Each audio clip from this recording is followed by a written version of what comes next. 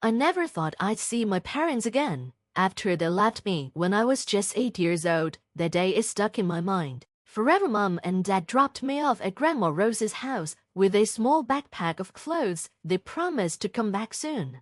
We just need some time to sort things out, Emma, Mom said, avoiding my eyes. Be good for Grandma. But they never came back. The first few months were the hardest. Every day, I sat by Grandma's window after school, watching cars pass by, hoping one of them would be my parents. Every night, I cried myself to sleep, wondering what I did wrong, and why I wasn't good enough for them to stay. But Grandma Rose was my saving grace. You're perfect just as you are, my sweet girl, she'd tell me, wiping away my tears. Some people aren't ready to be parents, and that's not your fault, but I'm here, and I'll always be here. Grandma Rose wasn't like other grandmothers. She was smart, classy, and as I found out later, very wealthy. But you wouldn't guess it from how she lived. Our home was simple. She drove an old Toyota, and she worked as a high school principal because she loved helping students. The only signs of her wealth were her love of art and the way she'd sometimes casually talk about her investments while reading the financial papers. With Grandma's care, I thrived. She supported my love of science, got me tutors when I struggled in math, and celebrated every little win. When I won first place at the state science fair at 13, she threw a big party and invited all my friends. That's my girl, she said proudly, hugging me tight. You're going to change the world someday. Life became steady and comforting, just Grandma and me. She never spoke badly about my parents, but always reminded me their absence wasn't my fault. Sometimes people make choices they can't undo, she said, but those choices reflect on them, not on you. Eventually, I stopped thinking about my parents, stopped waiting for them, and stopped caring why they left. I had Grandma, and she was enough. When I turned 18, Grandma threw me a lovely party at her favorite restaurant. She invited all my friends and gave me a beautiful gift, a delicate gold necklace with a small key pendant. This is more than just jewelry, Emma, she said. Keep it safe. You'll understand when the time is right. I didn't know then that it would be our last celebration together. 3 months later, Grandma Rose collapsed at school. By the time I got to the hospital, she was gone. The doctor said it was a heart attack, quick and painless, but my pain was anything but quick. It hit me like a storm and left me empty inside. The funeral was beautiful, just as Grandma would have wanted. Her former students filled the church, sharing stories about how she changed their lives. I sat alone in the front row, holding the key necklace she had given me, trying to stay strong like she always taught me. That's when I saw them. I found my parents had walked into the church as if they belonged there, like they hadn't abandoned me a decade ago. Mom's hair was grayer, and Dad had put on weight, but I recognized them immediately. My heart stopped, then started racing. They made their way toward me, their faces full of what looked like concern. Emma, sweetheart, Mom said, reaching for my hand. I pulled away without thinking. We came as soon as we heard, she continued. We're so sorry about your grandmother. Dad nodded solemnly. We know it's been a long time, but we're here now. You come home with us. Of course, you're still a minor for a few more months, and we're your legal guardians. I couldn't believe what I was hearing. 10 years of silence, and now they wanted to act like we were a happy family. I'm not going anywhere with you, I said, my voice shaking with anger. Grandma Rose was my home. Now, Emma, Mom said sharply, her tone reminding me of my childhood. Don't be difficult. We're your parents. You don't have a choice. Actually, a deep voice interrupted. She does. We all turned to see a tall man in an expensive suit approaching. He carried a leather briefcase and had a calm but firm expression. I'm James Morrison, Rose Montgomery's attorney, he said. We need to discuss your grandmother's will. My parents' expressions changed instantly. Mom's eyes lit up with interest she couldn't quite hide, while Dad nervously straightened his tie. Of course, Dad said smoothly, we're her only living relatives after all. Mr. Morrison didn't react. Let's step into a private room, he said. There are some matters we need to address immediately. As we followed him, I felt my hand instinctively clutch the key necklace Grandma had given me. Somehow, I knew things were about to change. I just didn't realize how much.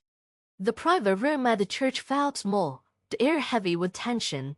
Mr. Morrison sat across from us at a polished wooden table. Carefully arranging papers from his briefcase, my parents flanked me, pretending to be concerned but unable to keep their eyes off the documents. Before we started, Mr. Morrison looked at me. "Miss Emma, could you show me your necklace?" My parents looked confused, but I reached for the key pendant and held it up. Mr. Morrison nodded, a faint smile crossing his face. "Perfect. Now, let me read the terms of Rose Montgomery's will." He cleared his throat and began to read. The legal wording washed over me until one sentence made my heart stop.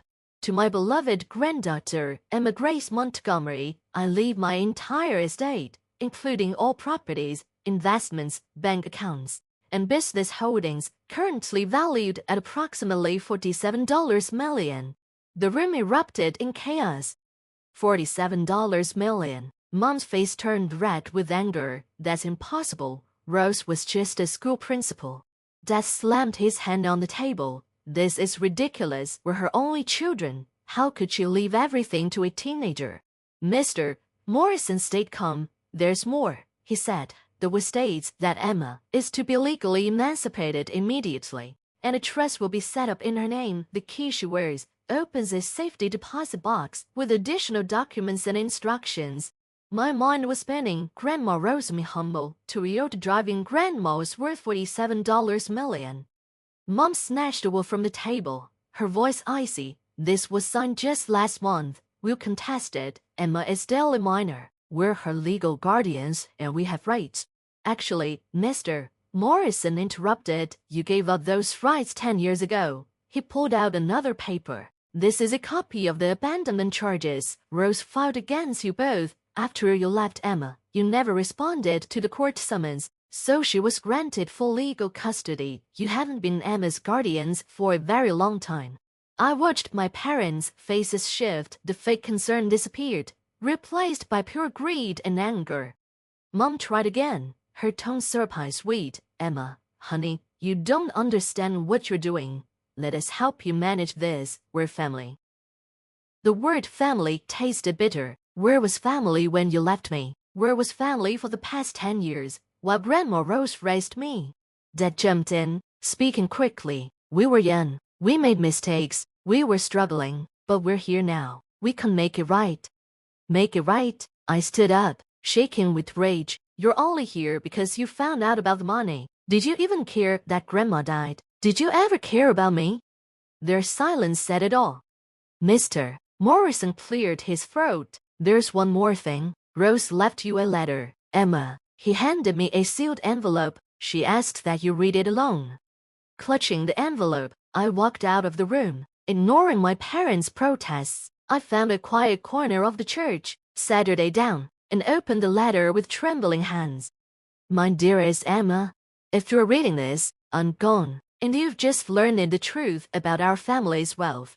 I know this is a shock. I kept the truth hidden for many reasons, but mostly to protect you and let you grow up understanding the value of hard work and kindness. I watched your parents choose money over love many times. They abandoned you because I refused to fund their extravagant lifestyle. They chose wealth over their own daughter, and in doing so, they gave me the greatest gift, you.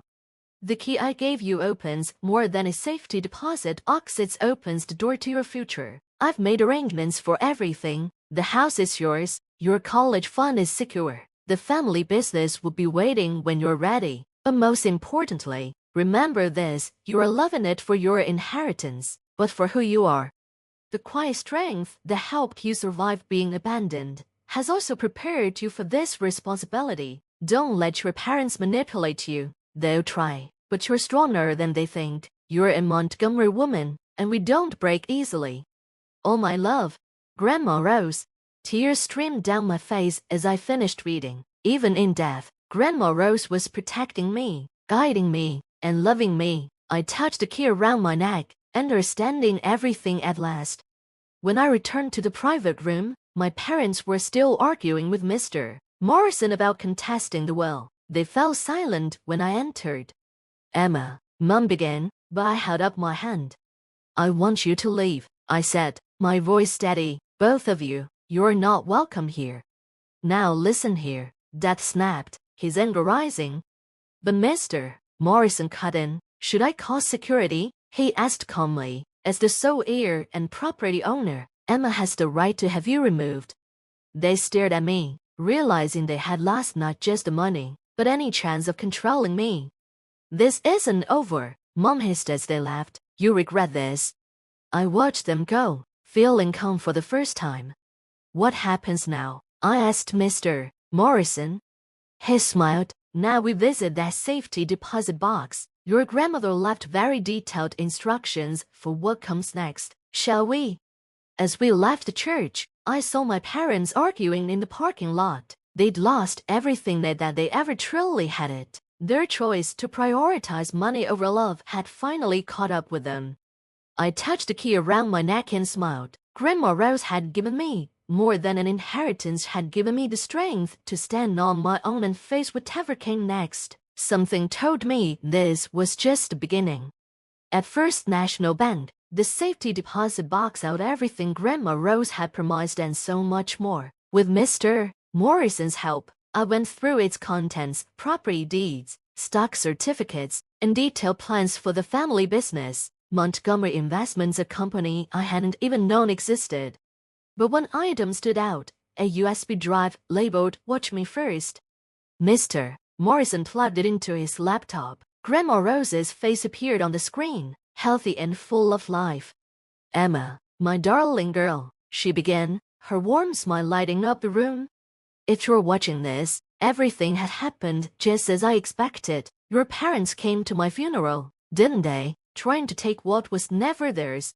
I gasped. Even after her passing, Grandma Rose had predicted exactly what would happen. Emma, there's something you need to know about your parents. They didn't just abandon you. They tried to steal everything from me first. She explained how my father, her own son, and my mother had attempted to transfer all her assets to themselves. While she was away on a business trip, they thought she was just a naive school principal, unaware she was the one who built Montgomery Investments from scratch.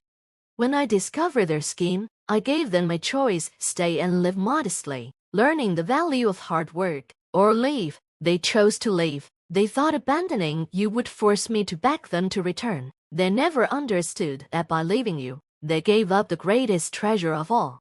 Tears streamed down my face as Grandma Rose continued. I've watched you grow into an extraordinary young womankind, intelligent, hardworking, everything they're not. That's why I know you're ready for this responsibility.